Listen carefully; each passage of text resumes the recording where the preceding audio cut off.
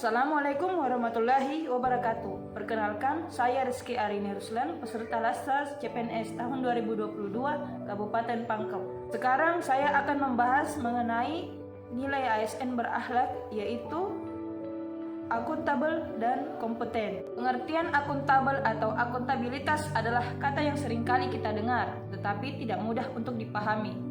Ketika seseorang mendengar kata akuntabilitas, yang terlintas adalah sesuatu yang sangat penting, tapi tidak mengetahui bagaimana cara mencapainya.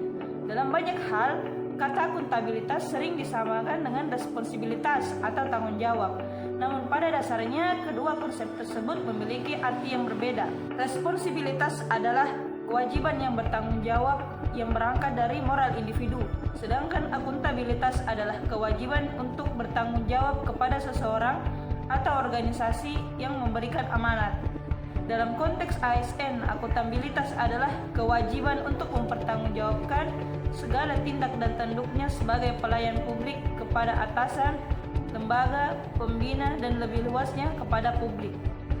Akuntabilitas merujuk pada kewajiban setiap individu, kelompok, atau institusi untuk memenuhi tanggung jawab dari amanah yang dipercayakan kepadanya. Dalam konteks akuntabilitas, perilaku tersebut adalah: 1. Kemampuan melaksanakan tugas dengan jujur, bertanggung jawab, cermat, disiplin, dan berintegritas tinggi.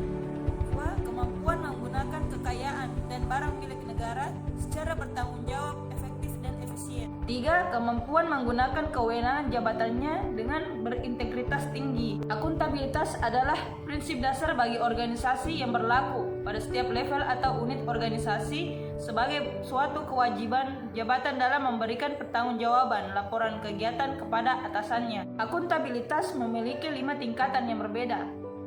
Yang paling bawah adalah akuntabilitas personal, kedua akuntabilitas individu, ketiga akuntabilitas kelompok, 4 akuntabilitas organisasi, dan yang paling tinggi adalah akuntabilitas stakeholder. Akuntabilitas dan integritas banyak dinyatakan oleh ahli administrasi negara sebagai dua aspek yang sangat mendasar harus dimiliki dari seorang pelayan publik.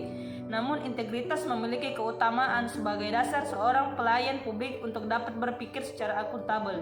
Hal-hal yang penting diperhatikan dalam membangun lingkungan kerja yang akuntabel adalah: 1. Kepemimpinan, 2. Transparansi, 3. Integritas, 4. Tanggung jawab atau responsibilitas, 5. Keadilan, 6. Kepercayaan, 7. Keseimbangan, 8. Kejelasan, dan 9. Konsistensi.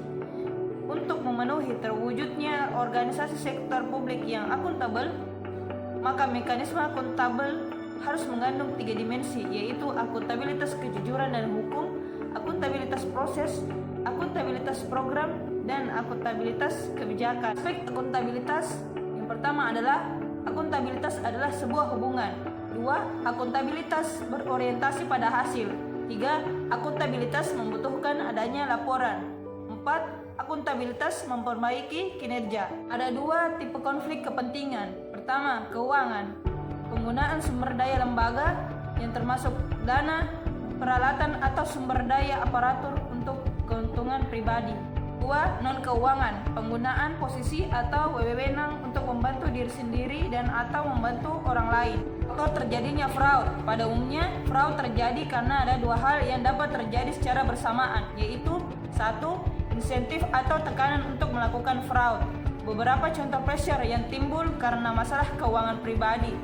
2. Sikap atau rasionalisasi untuk membenarkan tindakan fraud. Hal ini terjadi karena seseorang mencari pembenaran atas aktivitasnya yang mengandung fraud. Untuk membangun budaya anti korupsi di organisasi pemerintahan dapat mengadopsi langkah-langkah yang diperlukan dalam penanganan konflik kepentingan. 1. Penyusunan kerangka kebijakan. 2. Identifikasi situasi konflik kepentingan. 3. Penyusunan strategi penanganan konflik kepentingan. Dan terakhir adalah penyiapan serangkaian tindakan untuk menangani konflik kepentingan. Itulah tadi resume mengenai akuntabel. Selanjutnya saya akan membahas mengenai nilai ASN berakhlak kompeten. Situasi dunia di saat ini dengan cirinya yang disebut dengan VUCA world, yaitu dunia yang penuh gejolak atau volatility, disertai penuh ketidakpastian atau uncertainty. Demikian halnya situasi saling berkaitan dan saling mempengaruhi atau complexity, serta ambiguitas atau ambiguity. Sisi lain, implikasi VUCA menuntut diantaranya penyesuaian proses bisnis, karakter, dan tuntutan keahlian baru. Pada nilai ASN berakhlak kompeten, terdapat 3 panduan perilaku atau kode etik, yaitu 1. Meningkatkan kompetensi diri untuk menjawab tantangan yang selalu berubah. 2. Membantu orang lain belajar. 3. Melaksanakan tugas dalam kualitas terbaik. Kebijakan pembangunan ASN dimulai dari Good Governance RPJM 1 tahun 2005 sampai 2009, Reformasi Birokrasi RPJM 2 tahun 2010 sampai 2014, 3. Sistem Merit RPJM 3 tahun 2015 sampai 2019, 4. Birokrasi Berkelas Dunia RPJM 4 tahun 2020 sampai 2024. 8 karakteristik yang relevan bagi ASN. 1. Integritas. 2. Nasionalisme. 3. Profesionalisme. 4. Wawasan global. 5. IT dan bahasa asing. 6. Hospitality. 7. Networking. Dan 8. Entrepreneurship. Kompetensi menurut Kamus Kompetensi Loma dan Standar Kompetensi dari International Labour Organization atau ILO memiliki 3 aspek penting berkaitan dengan perilaku kompetensi, meliputi pengetahuan, keterampilan, dan sikap yang diperlukan dalam pelaksanaan pekerjaan. Artian yang sama juga digunakan dalam konteks ASN. Kompetensi adalah deskripsi pengetahuan, keterampilan, dan perilaku yang diperlukan dalam melaksanakan tugas jabatan, dan kompetensi menjadi faktor penting untuk mewujudkan pegawai profesional dan kompetitif. Sesuai Peraturan Menteri PAN-RB Nomor 38 Tahun 2017 tentang Standar Kompetensi ASN, kompetensi meliputi 1. Kompetensi teknis adalah pengetahuan, keterampilan, dan sikap atau perilaku yang dapat diamati, diukur, dan dikembangkan yang spesifik berkaitan dengan bidang teknis jabatan. 2. Kompetensi manajerial adalah pengetahuan, keterampilan, dan sikap atau perilaku yang dapat diamati, diukur, dikembangkan untuk memimpin dan atau mengelola unit organisasi.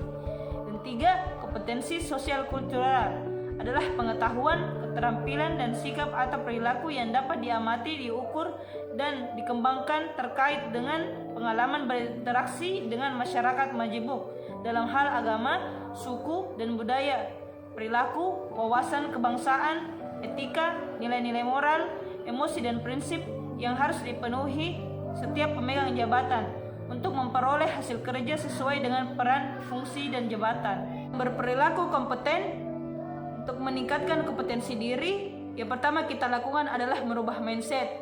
Kedua, mengembangkan diri secara heterogogik atau net-centric. 3. Memanfaatkan sumber keahlian pakar atau konsultan. 4. Melakukan jejaring formal atau informal. 2. Membantu orang lain belajar.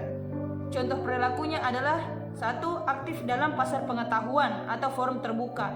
2. Memanfaatkan dokumen kerja seperti laporan kerja, materi presentasi, artikel, dan memasukkannya ke dalam repositori. 3. Aktif mengakses dan mentransfer pengetahuan. 4. Sosialisasi informal seperti morning tea atau coffee. 3. Melaksanakan tugas terbaik. Contoh perilakunya adalah 1. Pengetahuan menjadi karya. 2. Makna hidup dan bekerja baik. 3. Tipikal individu semangat bekerja. Itulah tadi resume mengenai nilai ASN berakhlak kompeten. Dengan akhir kata saya ucapkan wassalamualaikum warahmatullahi wabarakatuh.